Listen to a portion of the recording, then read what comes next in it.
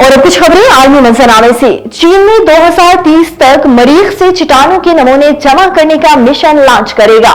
चीनी माहिरीन इस वक्त एहतियात से मरीख पर कामयाबी के साथ उतरने और नमूनों को जमीन पर वापस लाने के लिए मंसूबाबंदी कर रही है। मजीद तफसीलात जानते हैं बीजिंग से शाहिद अफराज खान की इस रिपोर्ट में। चीन मरीख से चट्टानों के नमूने जमा करने और इन्हें 2030 के आसपास जमीन पर वापस लाने के लिए एक तारीखी खलाई मिशन अंजाम देने का इरादा रखता है।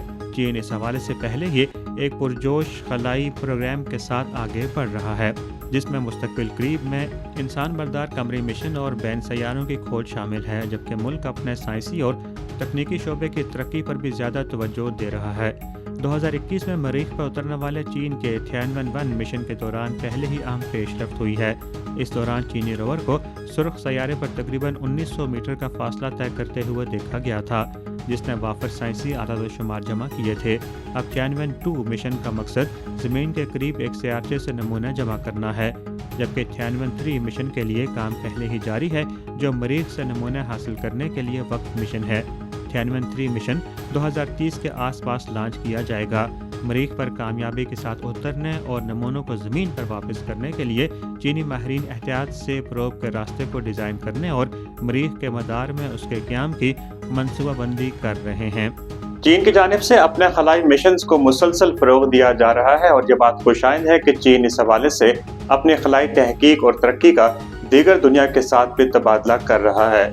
Shahid Afraz Khan, A1 TV, Beijing. Israel ने एकतरफा तौर पर मुज़ाकरात खत्म करने का ऐलान कर दिया, जिसके बाद गजा में इसराइली फौज के बदतरीन फिजाई हमलों में 200 फलस्तीनी शहीद जबकि सैकड़ों जख्मी हो गए। गैर मुल्की खबर रसान एजेंसी के मुताबिक फलस्तीन की सिविल इमरजेंसी सर्विस का कहना है कि गजा में सैरी के वक्त इसराइली फौज ने 35 फिजाई हमले किए। वस्ता गजा के देर उल बलाह में 3 घरों को निशाना बनाया गया। खान यूनिस और रफा में भी हमले किए गए। इन हमलों में शहीद फलस्तीनियों में बच्चे भी शामिल हैं। इसराइली फौज के मुताबिक गजा में हमास से ताल्लुक रखने वाले अहदाफ पर बमबारी की गई। और यूक्रेन जंग के खात्मे के लिए डोनाल्ड ट्रंप ने आज रूसी सदर पुतिन से बात करने का ऐलान कर दिया। जंगबंदी की 30 दिन की तजवीज पर पुतिन से बातचीत होगी। रूस यूक्रेनी फौज को क्रेस्ट के इलाके से बाहर निकालने के करीब है। अमेरिकी सदर डोनाल्ड ट्रंप ने कहा है कि तवानाई के मंसूबों पर भी पुतिन से बात करने का इरादा है।